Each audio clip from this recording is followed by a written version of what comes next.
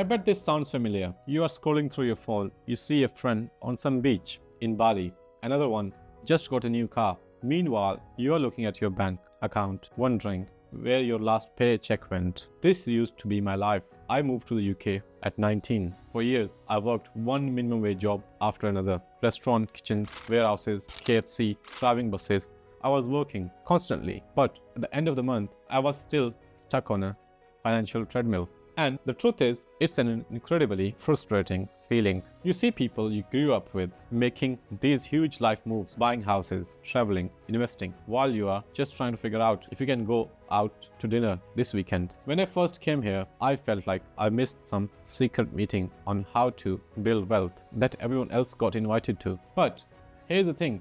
The most people don't get. You could be earning a great salary, maybe even more than those friends, and yet the gap just gets wider. Recent reports show that around 2/3 of people in Western countries are living paycheck to paycheck, and that includes people earning high incomes. This points to a crucial truth. Building wealth is less about math and more about mindset, and that is the entire key. The difference between feeling stuck and feeling free often comes down to a few invisible habits that are secretly draining your money. So in this video, we are going to pull back the curtain. We are going to uncover the 5 fundamental mistakes you might be making that your friends are not, using the real expensive lessons I learned along the way. These are the deeper errors that keep people broke, and understanding them is the first real step to changing your financial future for good. Mistake 1. You focus on saving, they focus on investing. For years, I thought being good with money meant saving. Save your money. Everyone says, put it in a bank where it's safe. And look, that's not bad advice. It's just incomplete. Saving is playing defense. It's about not losing. The people getting ahead. No, the real game is about playing offense. They focus on investing. Think about it like this. Money in a saving account is a block of ice in a warm room. It's there. It feels safe, but it's slowly melting. That melting is called inflation. With inflation chipping away at your buying power, money is just sitting there, actively losing value every single day. Your friends who are getting ahead see money as an employee that should be working for them 24/7 to make more money. That's the core of investing. Instead of letting their money melt, they put it into assets like stocks, index funds, or real estate, things that have the potential to grow faster than inflation and multiply over time. They are harnessing the power of compound growth. When I was 19, working in kitchens and barely making ends meet, if someone had told me to invest just £50 a month, I would have thought they were crazy. But let me break it down with an example. Let's say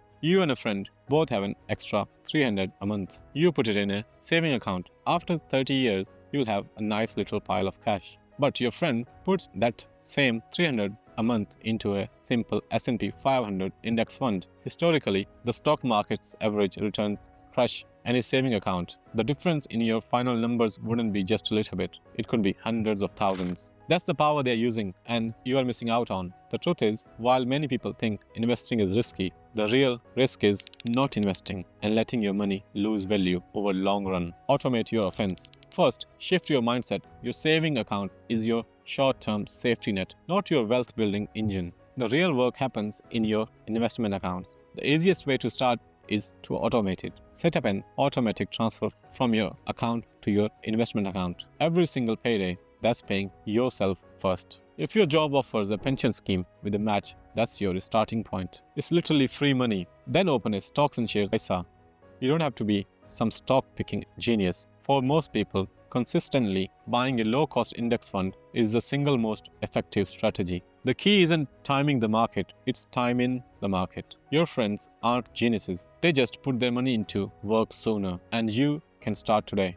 Mistake 2. You suffer from lifestyle creep. They practice pay yourself first. The second mistake is a silent budget killer, lifestyle creep. This is when your spending automatically goes up every time your income does. You get a raise, and instead of your wealth growing, your lifestyle just inflates to eat up the extra cash. I have made this exact mistake. As soon as I started earning a little more, I went out and bought a brand new iPhone. I bought a car I couldn't really afford because I wanted to impress people who didn't even care about me. The result? I was earning more, but still living paycheck to paycheck. This is one of the biggest traps out there. You work hard for that promotion, but the rewards gets immediately swallowed by your new monthly payments. It's like pouring water into a bucket with a hole in it. The level never rises. Your friends who are getting ahead have a different philosophy.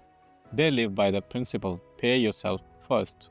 When they get a raise, they don't ask what new things can I buy. They ask, how much of this new income can I automatically send to my investments? Imagine you and a friend both get a 5,000 raise. It's so easy for that to disappear on a higher car payment or more online shopping. Before you know it, it's gone. Your friend, however, immediately set up an automatic transfer to invest 50% of the new money. That's over 200 a month, going straight to work, building their future untouched. They are intentionally creating a gap between their income and their expenses, while your gap stays dangerously thin.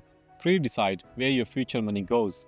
You beat lifestyle creep by making a plan for new money before it arrives. First, get a clear picture of where your money is going now. A simple 50-30-20 budget can work. 50% for needs, 30% for wants, and 20% for savings and investments. But the real key is what you do with the new income. The next time you get a raise or bonus, make a rule for yourself. For example, 50% of every new pound goes directly to investments. Set up an automatic transfer the day you get the news. This way, you never even miss it. You will get to enjoy some of your hard-earned raise, but the bulk of it is building a future where you have freedom, not a lifestyle that keeps you chained to your job. Mistake 3. You see debt as a tool for consumption. They use it for assets. The third mistake is all about your philosophy on debt. For a lot of people who are stuck financially, debt is a way to buy things you can't afford today. This is bad debt, and it kept me broke for years. I once bought a cheap car, but it was a money pit. I was spending almost $500 a month on just repairs. That's plus financing brand new phones and living in my bank overdraft. Trapped me in a cycle. In fact, even after landing a good job, I was still paying to pay off over $30,000 of debt from mistakes I made in my 20s. It's a heavy price to pay for funding a lifestyle with money I didn't have. Your friends who are building wealth see it differently. They aggressively avoid bad debt, but they aren't afraid to use good debt. Good debt is borrowing money to buy an asset that can grow in value or generate income. For me, that shift happened when I finally bought my first home. The mortgage is technically debt, but it's debt that's building my equity and my future wealth. The person who's broke uses debt to pull their future fund into present at a huge cost. The person building wealth uses debt as a leverage to buy assets that will fund their future. They know financing a depreciating asset like a car is like paying a monthly subscription to be poorer. Reclassify debt in your mind. First, declare war on high-interest bad debt. Make a plan and pay off your credit card balances as fast as you can. For me, that meant getting serious about paying off those old loans and credit cards. From now on, treat your credit cards like debit cards. If you can't pay that balance in full at the end of the month, you don't buy it. This alone will save you thousands. Second, before you ever take on new debt, ask yourself one question. Will this purchase put money in your pocket in the long run? If the answer is no, you should be paying for it with cash, not with a loan. Need a car? Buy a reliable used one with cash instead of financing a new one. This shift from using debt to fund your lifestyle to using it to build your assets is a hallmark of wealthy mindset. Mistake 4. You avoid money conversations. They actively seek financial knowledge. The fourth mistake isn't about numbers, it's about culture. For so many of us, money is a topic. It's stressful, so we avoid it. This silence is what keeps you poor. When I first moved to UK, I had no one to guide me. I had to figure it out all myself. And that silence cost me thousands of pounds. I lost money in crypto. I tried to start a business selling phone cases on Amazon and lost money because I didn't understand shipping costs. I even got scammed by a mortgage broker who took his fee and disappeared. These were expensive lessons in financial ignorance. The people who get ahead break this taboo. They see financial literacy as a skill to be learned. For me, the turning point wasn't talking to people I didn't have anyone to talk to. It was deciding to actively seek the knowledge myself. My big change was committing to learning a high-value skill, coding. I enrolled in a bootcamp and spent a year studying, even while driving Uber to pay my bills. I turned my car into a classroom, listening to podcasts, audiobooks, between rides. They see financial mistakes not as failures, but as data points to learn from.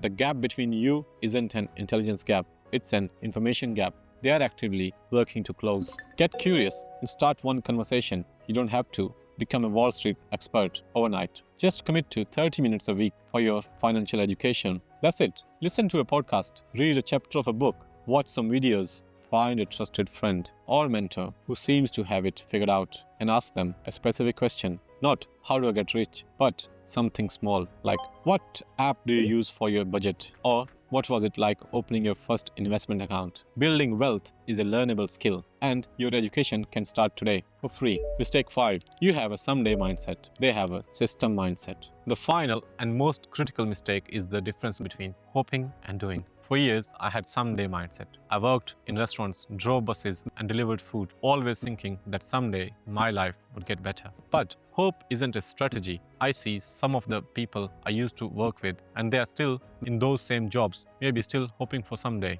Your friends who are building wealth don't rely on someday. They have a system mindset. They understand that financial success is not an event, it's a process. It's a result of small, consistent, automated actions. My system wasn't about money at first. It was about my time. To become a software engineer, I created a rigid system. I would work my driving job, but I made a rule that weekends were for my coding assignments, and I sacrificed the busiest, most profitable days of the week as an Uber driver because my system for learning was more important than short-term cash. That system is what got me the job. That changed my life. This approach is what creates resilience. When an unexpected car repair comes up for you, it might be a crisis that throws you into debt. For your friend with an automated emergency fund, it's just an inconvenience. Their system absorbs the shock while you are relying on willpower, which is finite. They are relying on automation, which is relentless. They have built a financial machine that is constantly working for them in the background. How to fix it? Build your financial machine one gear at a time. The goal here is to take your own emotions and forgetfulness out of the equation as much as possible. The fix is to start automating everything. Automate your emergency fund. Open a separate high-yield saving account and set up an automatic transfer, even just £25 from every paycheck. The goal is to build up to 3 to 6 months of living expenses. Automate your investments. Make sure your pension is active and set up those automatic transfers, your ISA. Automate your debt payments. Set up automatic payments for at least the minimum on any debt to protect your credit score. Better yet, automate extra payments toward your highest interest debt. Start with just one of these, and the act towards automating a single positive action shifts you from being a passive dreamer to being active architect of your own financial life. Your friends aren't luckier, they just started building their machines sooner. So, why does it feel like you are falling behind while your friends are getting ahead? As we have seen, it's rarely about luck or massive income. It's about these subtle, powerful differences in mindset and habits. It's about focusing on your investing, not just saving. It's about fighting lifestyle creep by paying yourself first. It's about knowing the difference between good debt and bad debt. It's about actively seeking knowledge instead of avoiding the conversation. And most importantly, it's about building systems instead of waiting for someday. I'm living proof that every single one of these is correctable. I went from walking 2 miles to my restaurant job because I couldn't afford a bus fare to becoming a software engineer and homeowner. Your financial past does not have to define your future. The key is to remember your why. Your reason for wanting a better life has to be bigger than your struggle. If you are ready to fix one of these mistakes and start building your own system, I want you to declare it. In the comments below, tell me which of these 5 points resonated with you the most. Writing it down is the first step towards making it real. And if you want more practical, no-nonsense advice to build your wealth from someone who's been there, make sure to subscribe and hit that notification bell so you don't miss what's next. Thanks for watching. I'll see you in the next one. Let's get to work.